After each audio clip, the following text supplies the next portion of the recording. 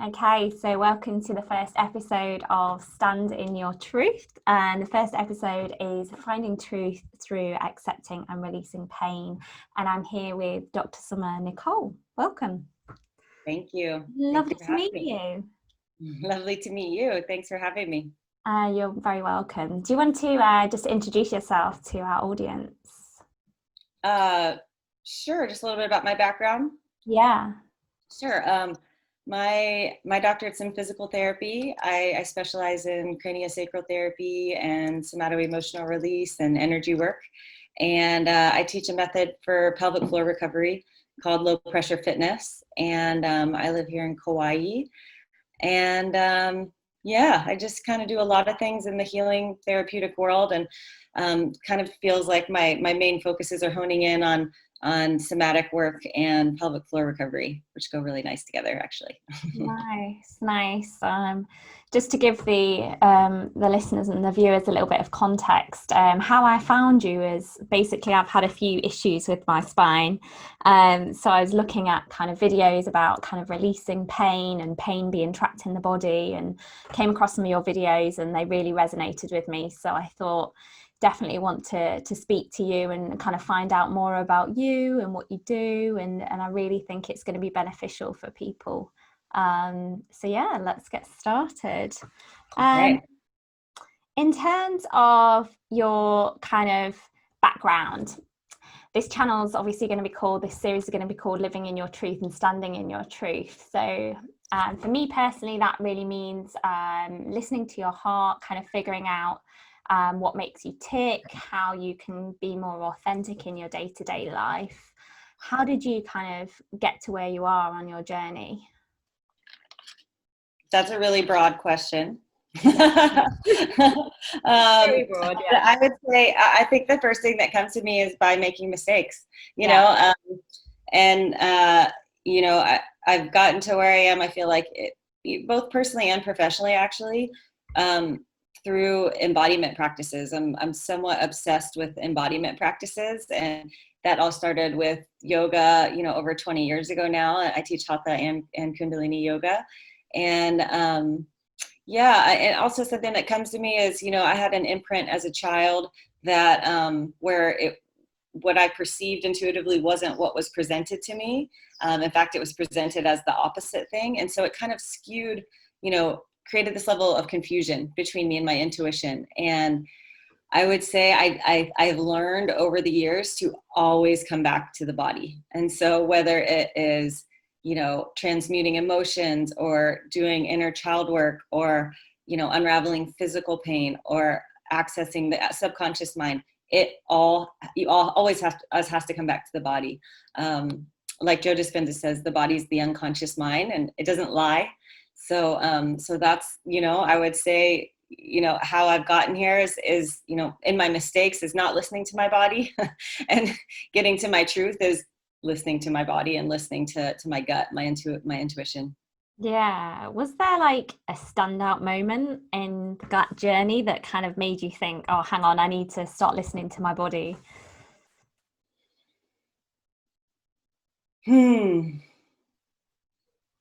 Yeah, I would have to say it was, I went through a divorce in 2012. And I remember it was going through that divorce. It was about 3 days after I left my ex, and my whole body, my torso just kind of broke out in these, like, they didn't really know how to label what it was, but you could say hives, but like these red little bumps. And somewhere in the next several months, I woke up and my eyes, both eyes were like searing nerve pain in both eyes, to where it was like unexplainable. Like it was so painful, open or close. And I went to an ophthalmologist, and she said, I went to 3 actually. And they're like, so nothing has hit your eyes, like nothing, you haven't scraped your eyes? I was like, nothing.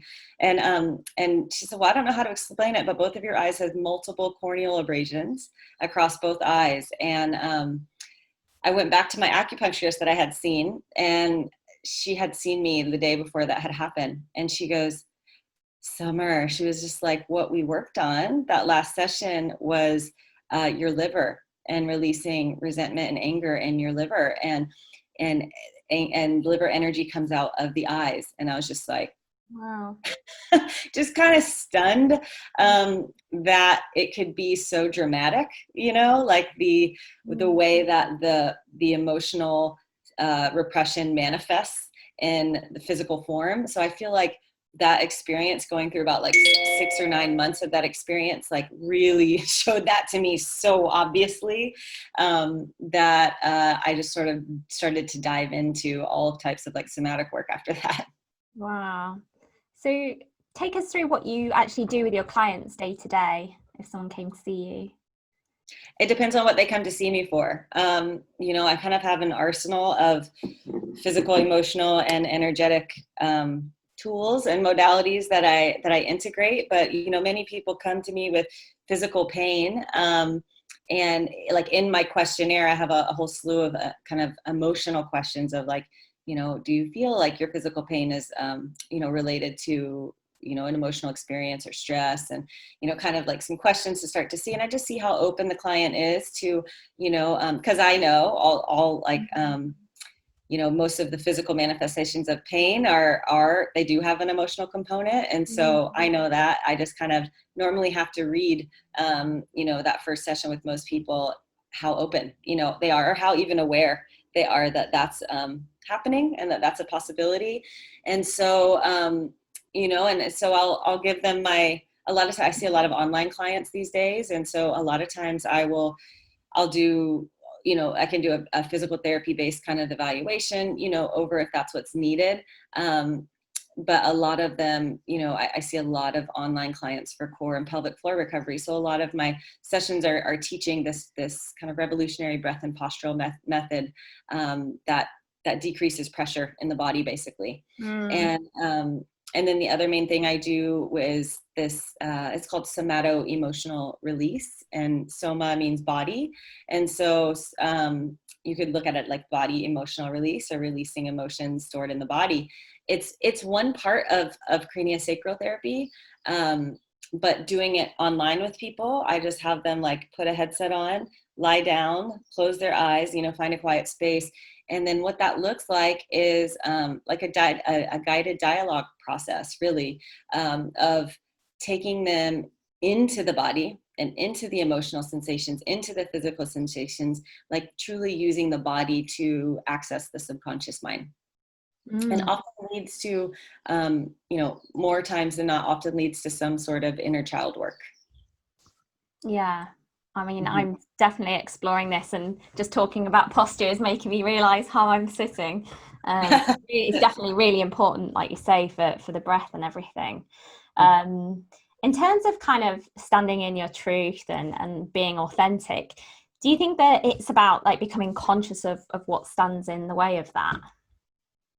100%. Yeah.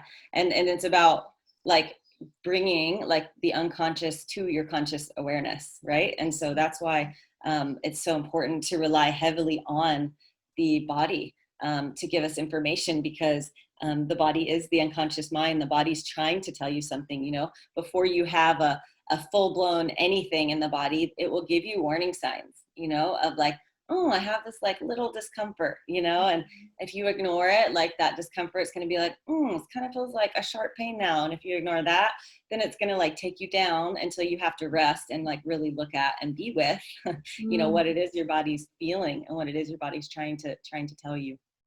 Yeah, I definitely think that, well, the body is the subconscious mind, right? And that's where we kind of get all of our imprints from childhood. So when we're kind of a child, all of that stuff gets imprinted on us, and then it's only later, I guess, it's kind of stored in the body. Is that how you'd see? Totally. Yeah. There's this cellular memory from, I think this lifetime and many other lifetimes. It's really interesting when doing, I'll just give you an example, doing like internal pelvic floor work with women. Rarely does a woman not have some sort of memory from some other life being like raped or tortured, for example, from the masculine. And so that's the kind of like cellular memory that's held in the pelvic floor, as you can imagine, as well as sexual trauma from this life and other lifetimes. But kind of like that specific area, because it's sort of my specialty, is really like, it's so dense and it's so like rich with like information. And often just people are very, very checked out, of that area, and of like, if you think of it as energetically, it's the root chakra, right? So it's everything that's making us feel safe, or makes us feel unsafe, or feels secure or insecure, or stable or unstable. So yeah, did that answer your question? Yeah, it did. Yeah. So just going back to like that inner child, then obviously, I'm guessing that a lot of people are coming to you and they're all like in their heads so much that they kind of disconnected from their body.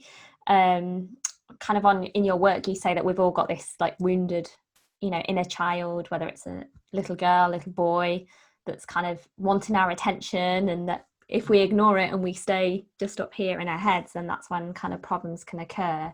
Do you say that's the case? Can you explain a bit more about that?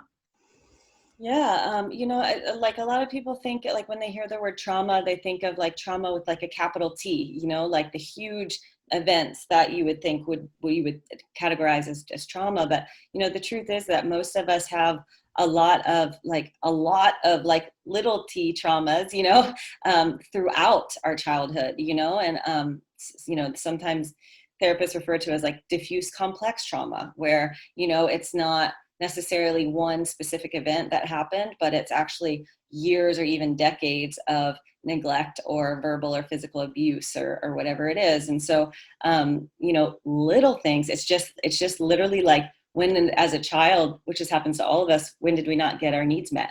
And we just remember those times, and as a child, when we take that any experience in and it's not fully processed, we're told to go to your room and get happy with yourself, or mind your manners, or to not express your anger, or to not express your sadness as a kid. And that emotional process isn't allowed to just move all the way through. It gets stuck in the body. And when that happens, it's kind of like that little girl or little boy gets frozen in time, and we need to go and retrieve them and literally like parent them, learn how to, well, number one, connect with them. Because what happens is, for most of us, we get into our teens and 20s and 30s and 40s, and we distract ourselves, and we don't really get into this work. And what happens with when we do, I see this with so many people, whenever they do try to connect with their little boy or their little girl, it's just it's hard for them to visualize making eye contact with their present day adult self with their inner child. And that's oftentimes because that little boy or that little girl doesn't trust you, doesn't trust the adult part of you, because they have abandoned, you've abandoned yourself, in so many relationships or friendships, or whatever it is. And so there's this process, and it usually doesn't take that long, but it takes some reparenting to connect. And so the first piece is to actually connect, and like, can you get eye contact with them? Can you? And they all live in our heart, like the little boy and the little girl, inside each of us all lives in our heart. And so like literally just like putting your hands on your heart is one way to do it, and doing like a little meditation, and visualizing your adult present day self just sitting right there next to, in front of your little boy or your little girl, whatever age you imagine them to be, whatever comes to you. And then asking, what are you feeling? What do you need? And what message do you have for me? I find that absolutely fascinating, and it's kind of part of work that I'm doing myself currently. It's fascinating how we can grow up as adults and kind of, with the outside world, there's so much going on. We can kind of distract ourselves so much that especially when we're working on computers all day, like I am, you can get to kind of live just up here all of the Right. time and be Yeah. distracted, by your phone, by all these different things. And then it kind of comes to a point of like, okay, well, hang on a minute. What do I want? And I mean, this is partly why I'm obviously doing this series, really, is because it's something that I'm really passionate about, kind of speaking to people and thinking, okay, well, how do we listen? Right? Because I think that's a big problem, right, for a lot of people. Like, how do we listen and in kind of get more attuned? And like you say, it's just about kind of contacting that inner child that's always there, that hasn't been listened to, maybe. Totally. And I think the biggest thing for pretty much everyone in our overstimulated society is to slow down. Yeah. Oh my God. Slow Yeah. down. Watch how much information you're taking in. Watch what information that you are taking in is anxiety provoking. Yeah. Where and what people, situations, information you're taking in, what is overstimulating, what is contributing to the overstimulation of your nervous system. Mm. Because when you're in that overstimulated state, you're not going to be able to hear, your intuition. You're not going to make rational decisions. So that's a big piece of slowing down. And, for me, it's been, I use a whole slew of embodiment practices, whenever I need to like work with my inner child. Meditation's one, breath work is one, dance practice, yoga practice, swimming in the ocean is huge for me personally.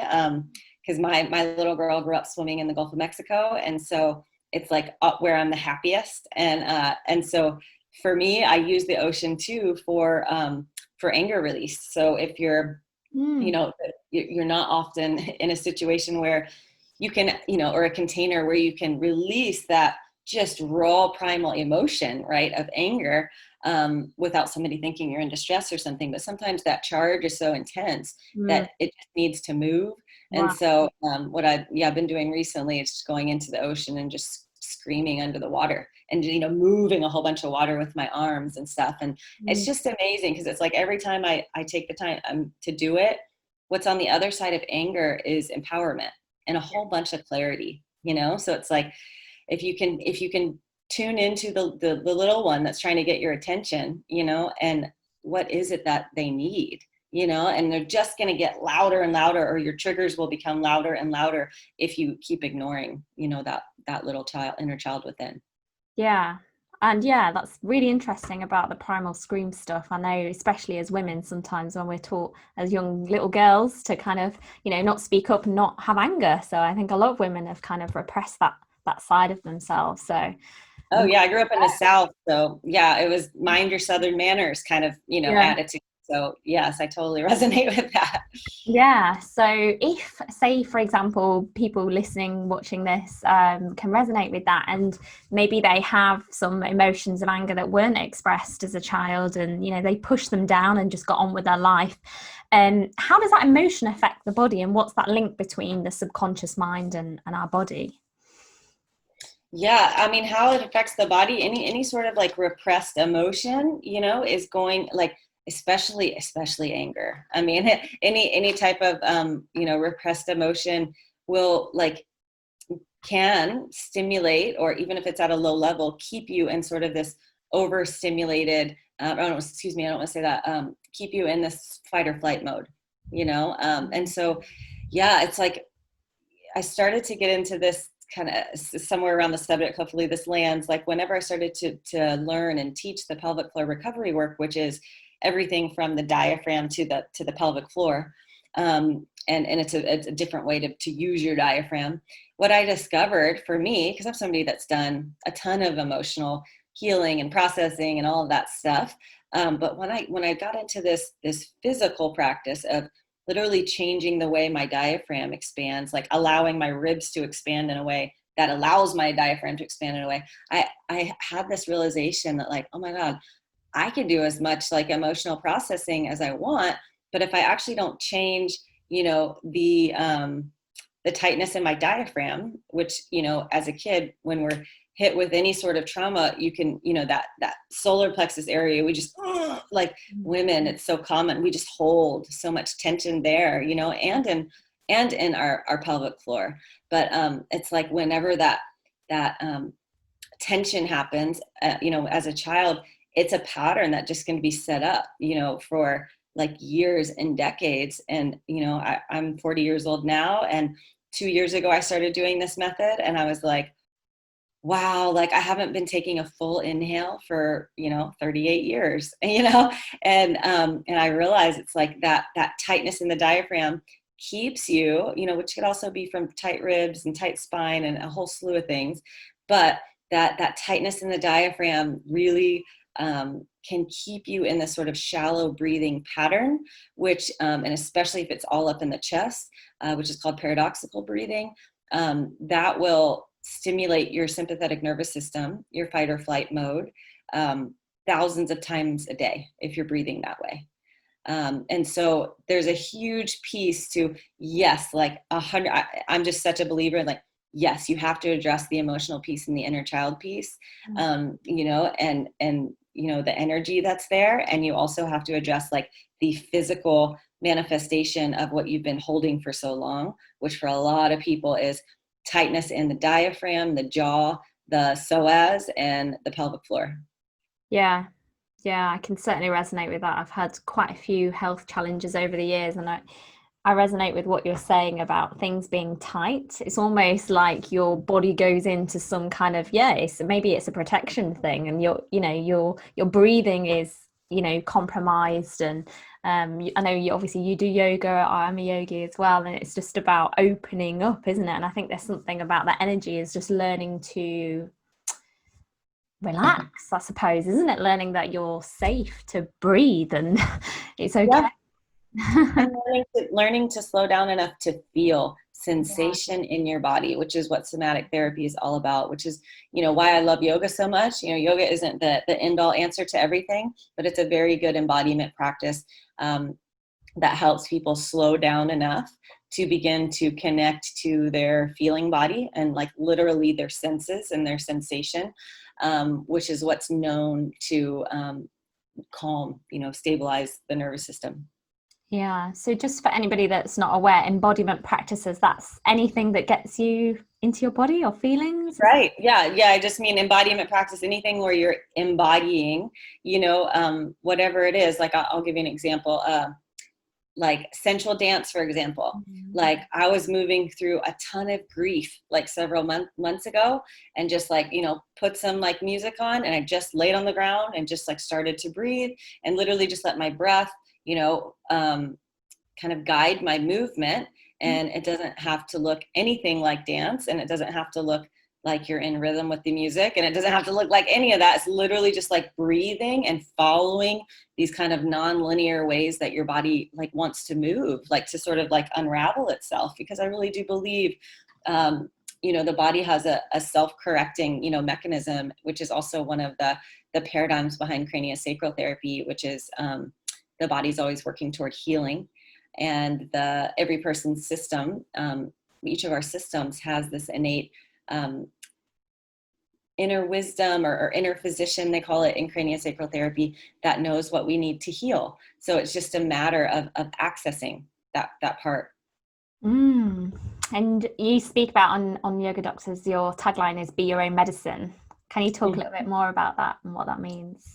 Yeah, I got that. It's so interesting. I got that tagline. I had just moved to Kauai, and on this, like, for those who know Kauai, the beautiful overlook of Hanalei Bay as you're coming down from Princeville, on the guardrail. I was in the middle of doing all my videos for Yoga Doctors TV, and I was just in the process of trying to think of a tagline, and I looked down on the guardrail and it said "Be your own medicine," and I was like, that's it.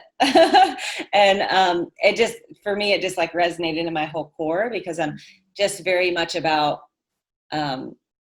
it's kind of this is also kind of a Kundalini yoga, I guess you could say, concept, which is be your own guru, you know, stop looking outside yourself for the answers. And yes, like learn and educate yourself, you know, of what you need, but always listen to your body. It's like when I used to teach weekly yoga a lot, I would always tell my students, like, yes, listen to me, and like the you know, postural cues or whatever I'm giving you, but above me, like, listen to your body, you know, listen to your body, because you're really the only one that knows your entire history, you know, your every injury you've ever had, every experience you've ever had, like how you really operate.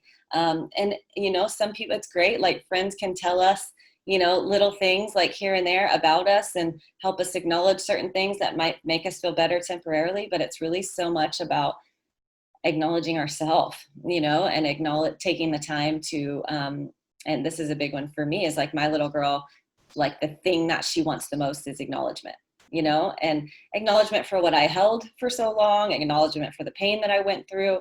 And I just continually try to give that to myself, you know, so I'm not seeking it. outside. So for me, be your own medicine is just that. It's just like, educate yourself as best you can, listen to your own body, and listen to your gut and your intuitions, even if somebody outside of you that you totally respect is telling you something different. Yeah, I absolutely love that. And yeah, again, it's kind of one of the reasons why I set up the YouTube channel, is because I just feel that there's so much out there. There's so much noise, especially at the moment, right? There's so many different opinions. There's the media, there's society, there's friends, family, and there's so much going on, especially in an area of social media where sometimes you don't even know what truth is. So it's kind of like, we need to kind of listen to ourselves more, and kind of learn how we do that, I guess.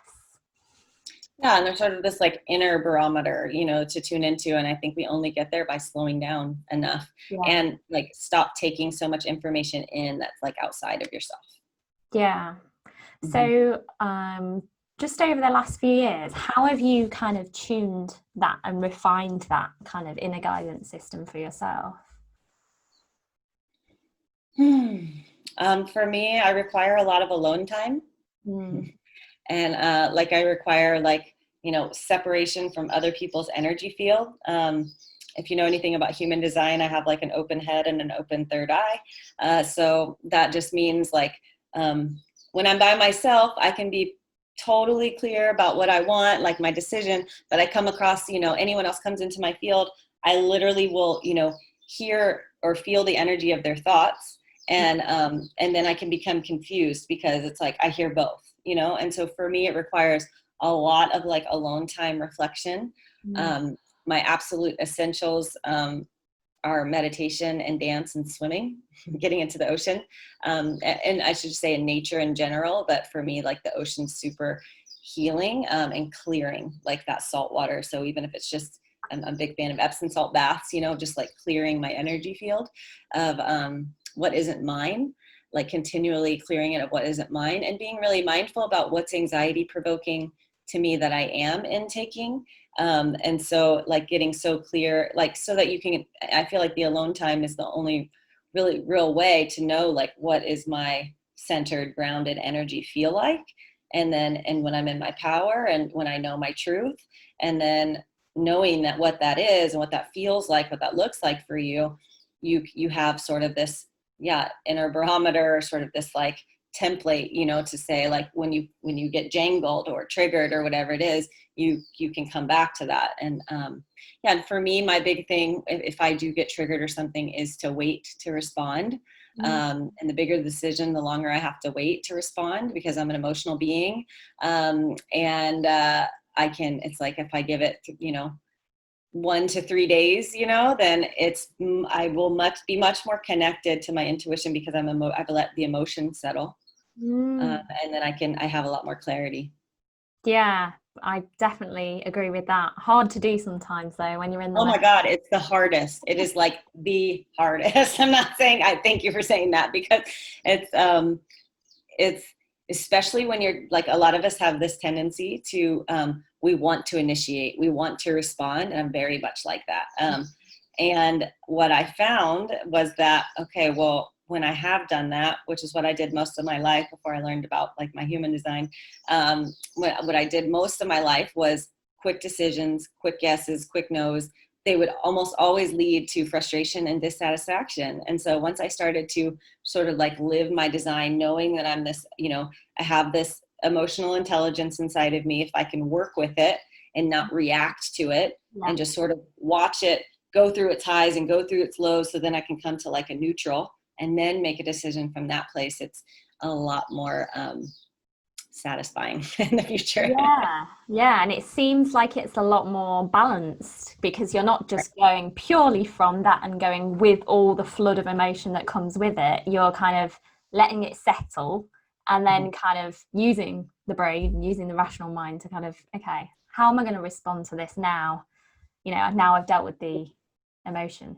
And if you're, if anyone watching is anything like me, and when the emotions come up, they're really intense, it's so important to release the energy. And so that's why I was talking about, like, for like anger, for example, screaming in your car, when all the windows are up, nobody can hear you, saying all the things that you really want to say to the person you're pissed off at, but, just getting the energy out, or punching a pillow, or, like pillow against the wall, like, or whatever it is, like to actually move the energy. I'm just like, I read a lot of stuff about people trying to calm anger and, oh, like think positive and all this stuff. And it's like, that's a real primal, intense, raw energy that like just needs to be moved.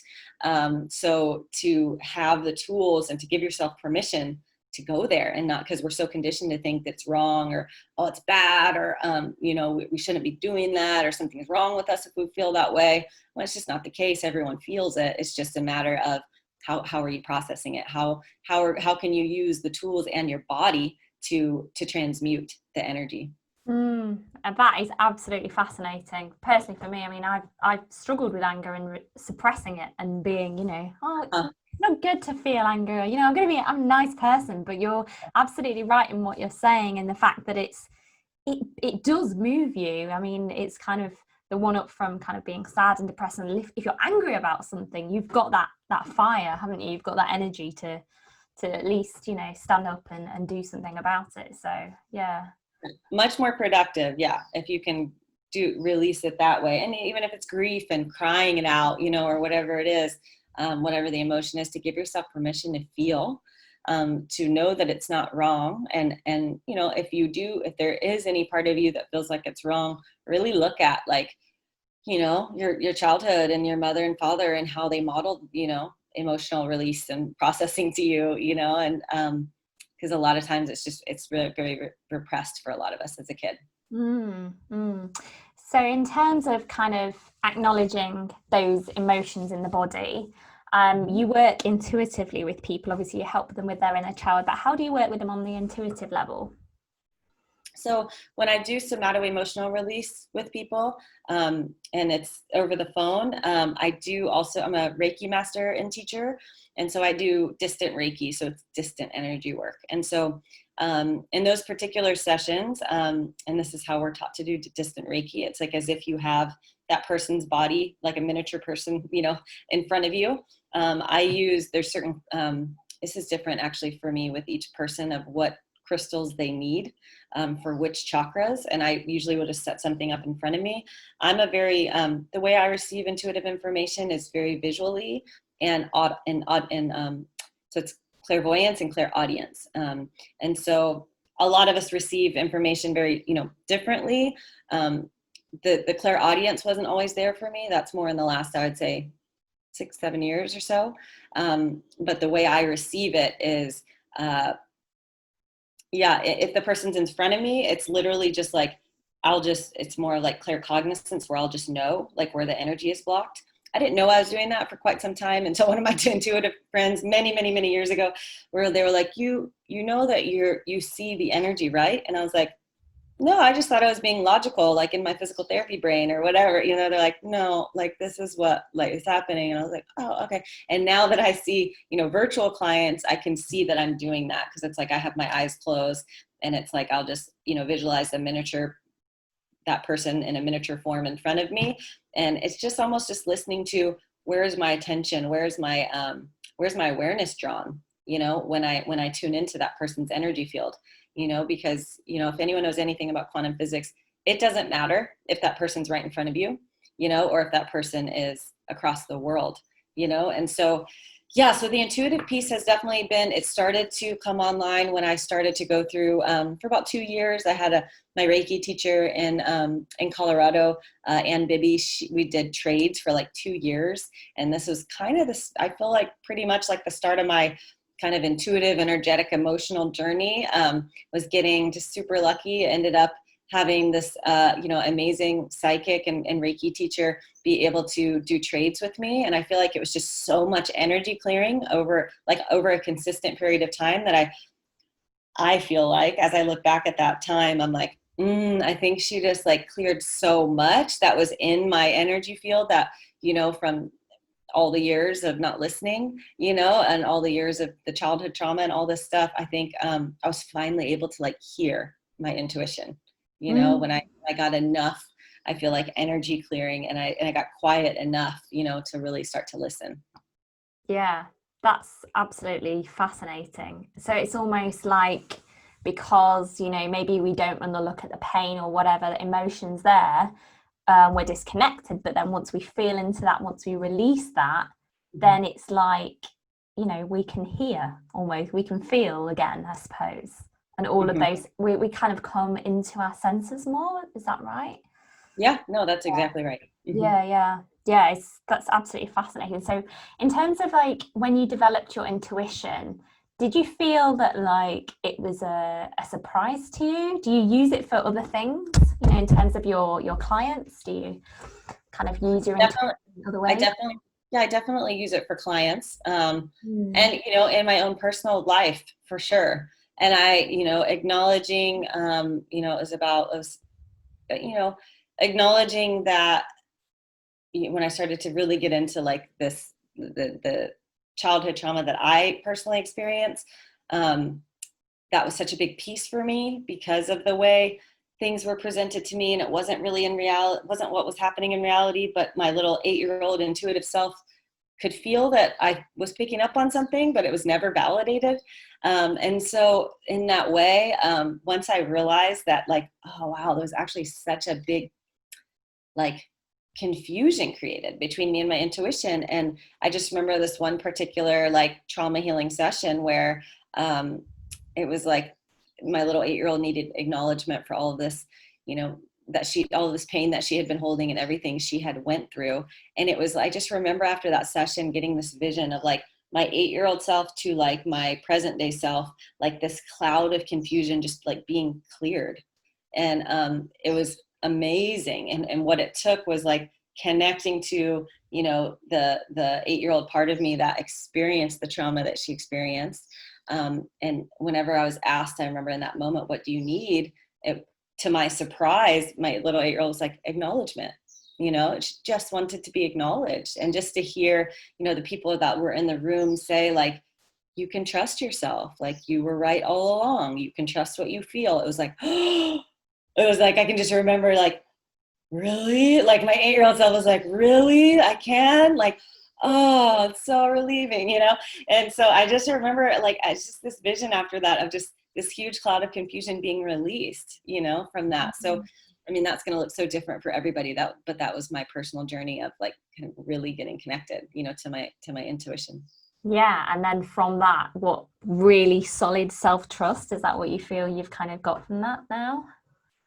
Yes, which is always, you know, it's such a journey for me. Like trust has been like my biggest, you know, trust and kind of betrayal wound, core wound, you know, has been like my biggest thing to work on. And so, yes, like 100%, like, and when my body starts to talk to me, like I now listen, you know, and I've learned over the years, like enough times through enough mistakes of not listening, to where, you know, or if I'm not trusting myself, I go against my gut or whatever it is, it always comes back to hit me in the face. You know, it always comes back. And I'm like, I did, and I'll remember, oh, I did get that intuitive hit not to go there, you Yeah. know?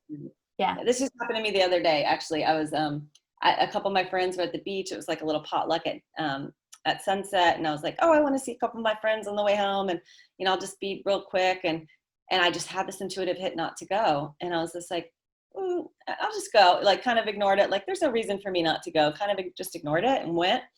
And then I got into this minor car accident on the way out. And then I was like, dang it. I was like, I totally had a hit, like to not go. And like, that's just such a small example, but that intuition, you know, that intuitive voice happens so fast, you know, it's like for most of us, like that quick yes or quick no. And anything after that initial yes or no is like our mind just second guessing or trying to rationalize. Yeah. Because we've got no frame of reference for it in society, I guess. It's not, you know, it's kind of slowly becoming more accepted, I think. But yeah, Right. not always. I just want to touch on pain and pain in the body. Do you think it can be a positive thing? Yes, for sure, because pain is always going to lead you to the healing that you need, you know. And as I was saying before, you know, physical pain, physical pain is just the body trying to get your attention, you know. There's if have you heard of, were you the one asking me about Dr. John Sarno and this healing back pain and all that stuff? Yeah, his his book called Healing Back Pain and the Mind Body Connection, you know, his whole theory, which I totally love. And, you know, he fought against his whole life against a lot of Western medicine doctors and psychotherapists and stuff. But he said, you know, he worked with tons of people with chronic pain, and basically he would teach them this theory and they would start to get better. And the theory was the brain, every person's brain has a benevolent protective mechanism in it that, you know, he talked quite a bit about rage, that if we start to feel rage, but I believe it can be any intense negative emotion, that the brain will send a signal to some, you know, whatever your weak link is in your body, say it's your low back, you know, we'll send a signal to your low back and say, oh, like there's some pain here. So it draws your attention there to help you avoid that rage that, you know, could lead to whatever. And so that was a huge, I loved learning about his work. And I really dove into it too when I had a lower back injury. I remember many years ago, and just because it's like when you have physical pain, it's so easy for the mind to be like, oh God, like I have this pain. This means I'm not going to be able to do this. I can't do this anymore. Oh my gosh, down the road, it means like this is going to be really hard, and like da da da da da, all these things, right? And so that's just the mind like looping, like and creating like a totally negative experience, or you should say like creating a meaning to like one sensation you're having in the body, when really it's like, oh, if we could just, okay, stop and realize what's happening in the mind and just go directly into the physical pain, directly into, you know, the emotional pain or the discomfort, and where are you holding that in the body, and like put your full presence on that. That's actually what gets the energy to move. Because when we don't do that, the energy stays stuck in the body, and yeah, it just stays stuck and stagnant in the body. When we mentally check out, we dissociate, it just stays stuck in the body. And so full presence really is what's needed, and like a willingness to go into what's uncomfortable and painful. Yeah, that can be the challenging part, definitely. Super How do we release it? I mean, I know I'm on this journey and have been for quite a while, but how do we release the pain without it overwhelming us if it's particularly intense? I mean, that's a really good question, and it's so, the answer would be so individualized to the person depending on what they're dealing with, you know. But it's always super important to have a really safe container for that type of stuff. So you know, whether you're with a therapist or, you know, a group that's working on trauma that you trust or whatever it is, but to have a safe container of, you know, a therapist or a group, you know, or the people you're working with that you really trust, like on a soul level, so that it allows you kind of the space and the permission to like let go and go there. You know, that would be the biggest piece, you know, for sure. And also too, just like being with someone that's knowledgeable enough, that can track where you are, like in that process, because there's absolutely a way that whenever you're in, you know, or say you're, you know, going through some sort of like somatic release, or you're remembering some sort of like emotionally charged memory, you know, whoever's tracking you or whoever you're working with, there's a way that, you know, there's a way you can track if people jump into their ego mind, their rational mind, their logical mind, and out of their body. And there's also a way you can track if it's becoming overwhelming to their system, you know. And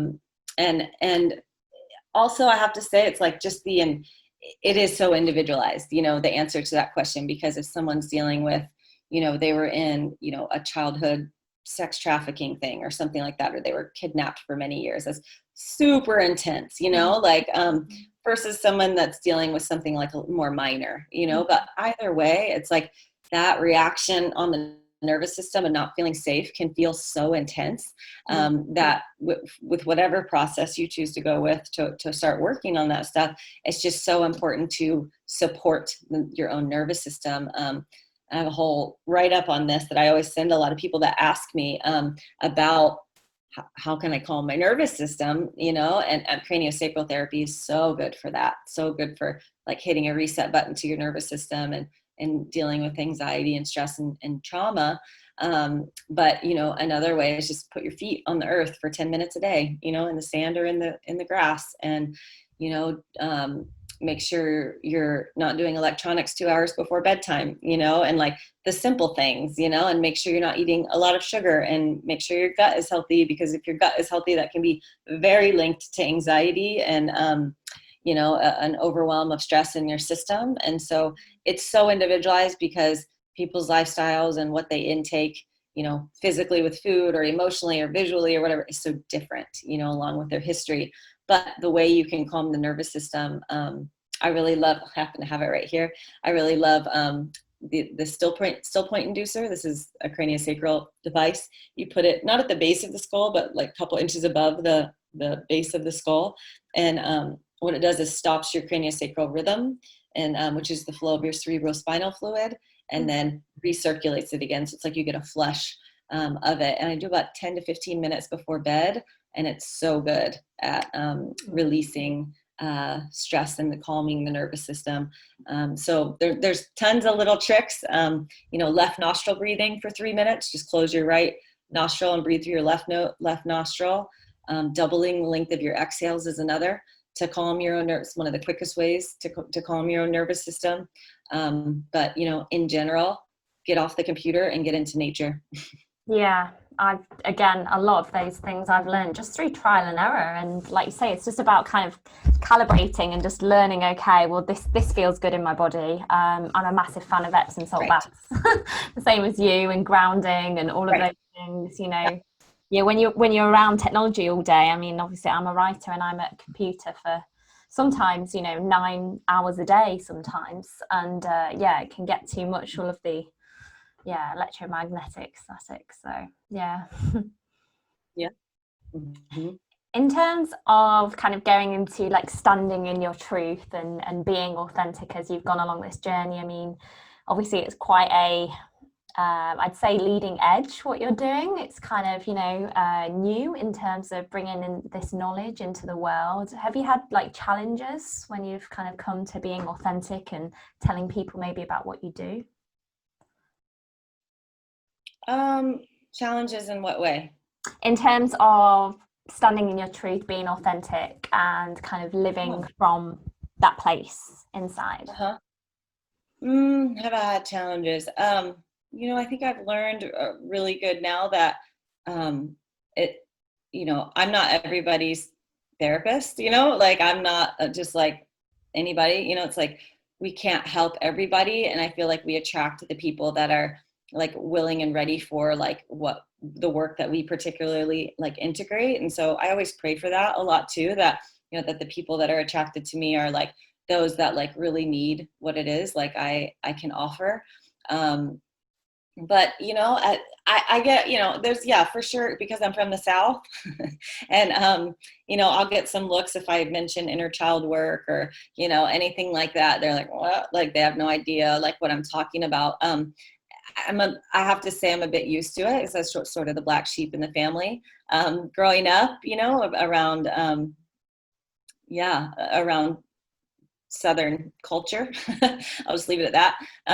But yeah, I was sort of got used to, okay, anything I would want to share or say, like not super received or agreed with, so I kind of got that quite a bit as a kid, because I really didn't agree with a lot of what I saw and a lot of what I heard, even just in my family. And so I feel like that also helped to like keep directing myself back to like what feels true for me. Like if I know I'm coming like from a super authentic place, and like something like somatic emotional release, for example, has helped me so much on a personal level, but also on a professional level, and if I'm very much like, I will only teach something that I've embodied and that I've learned it, like, and I'm somebody that wants like, I want to master it before I teach it kind of thing. Because I just want to know it like inside my cells, like, what does this do? Like what's happening? And so I have a lot of, I guess, room, like for, the people that aren't ready or are willing, like, to look at that stuff, and that's okay. Like, but I'm going to be here holding, a model that this is one way that you can approach healing. Yeah.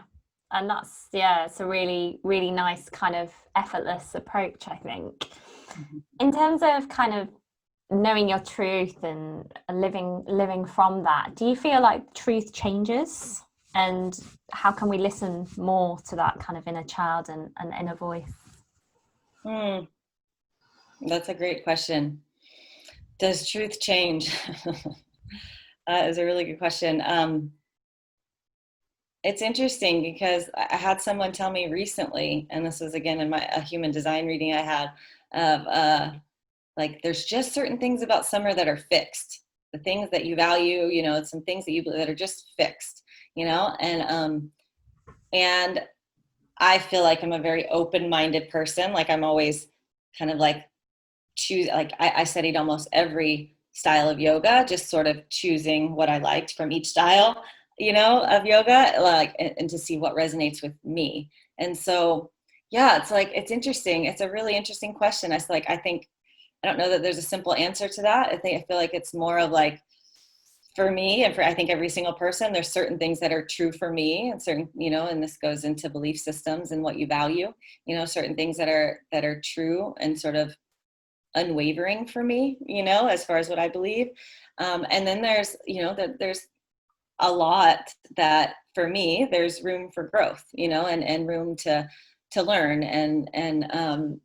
Yeah, so that's an interesting question. I don't know if I answered it well, but that's the best I can do is like, there's some things in me personally that are fixed as far as truth.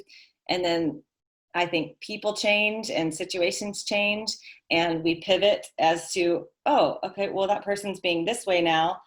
Oh, well, I actually don't want to be treated that way. Oh, it's no longer true for me to want to be in relationship with them, you know, and that may not have been true a month ago, you know? And so, yeah, I think it's always good to keep yourself open to change and open to sort of infinite possibility. Yeah, absolutely. And if there was anyone kind of watching that thought, I've got no idea what my body's saying, what my heart's saying, and they're just kind of stuck in overthinking, I guess. What advice would you give to them? Sit down, set a clock for 3 to 5 minutes, put your hands on your heart, close your eyes, and breathe with your like a 3 count in and 6 count out, somehow where your exhales are doubling the length. So you can access your parasympathetic nervous system, which is your rest and digest mode, which is going to make your mind calm down. It'll make your sleep better, your muscle tension decrease, your pain decrease, your digestion will be better. If you can access that side of your nervous system, it will calm all the other systems in the body. It's hard to fight against an overstimulated nervous system, you know? And so it's like, what's the opposite of overstimulation? It's like eyes closed, you know, earplugs and eye mask and like stop and breathe, you know? That's the best. And it's the hardest for most people, especially if they're super overstimulated and very much into like checking the phone, checking the computer, checking the iPad and for 8 hours a day, that you're training your brain to have very little patience, you know, and you're training your brain to want immediate gratification, you know, of stimulation, really. So that's a huge one, I think, of like watching, just being real about your addiction to the phone. I think we all have it to some degree, you know, or the computer or whatever it is, and having the willingness, I should say, to stop and to slow down and to breathe and to listen. And it's not always easy because especially when you're overstimulated, you're going to have a lot to, from the way I can describe it is like, if you can be in a witness consciousness of when you are just closed eyes, sitting there, breathing, meditating, if you can you just focus on your breath going in and out your nose. But if you're an overstimulated person, you're going to watch, like, it's the best to watch. See if you can separate yourself. Like you're the observer of the mind going crazy, you know, or the mind shooting out all these negative thoughts or whatever it is. If you can, you know, separate yourself and know that, okay, those emotions are like, you know, those thoughts are like clouds passing in the sky. But, you know, once those pass, like, it's still going to be a blue sunny day, you know? And like, so if you can like give yourself the patience and the tolerance and the willingness to sort of observe what's generally really uncomfortable and painful at times, yeah, then I feel like you can start to access, but that's the main thing, is like quiet. It's so much about the nervous system, quieting it down. That's Mm-hmm. absolutely gorgeous and beautiful, and I completely agree. Something I've written down recently, actually, that the sun is always there, right, and the blue sky is always there. Mhm. Just about kind of surrendering into it. So It's trusting that it's there, even when you're in the intensity, mm, of the emotional waves that come through. Trusting that like this too will pass, and also with the good times too, not being super attached to either. It's like, so what Vipassana is all about. I did that a couple Novembers ago, a 10-day silent retreat, and whew, like, it's just very much about equanimity. Like the two heads of Vipassana are, or they said, two wings of a bird. If Vipassana is the body of the bird, one wing is awareness of physical sensation, and the other wing is equanimity. yeah, yeah, it's tough. I did it few years back now, but yeah, So, it definitely brings you into yourself and the present moment. But yeah, I think that's all my questions. Is there anything else you wanted to share? let's see. I had written down some stuff. Let me see when I was reading your questions before that you had sent me.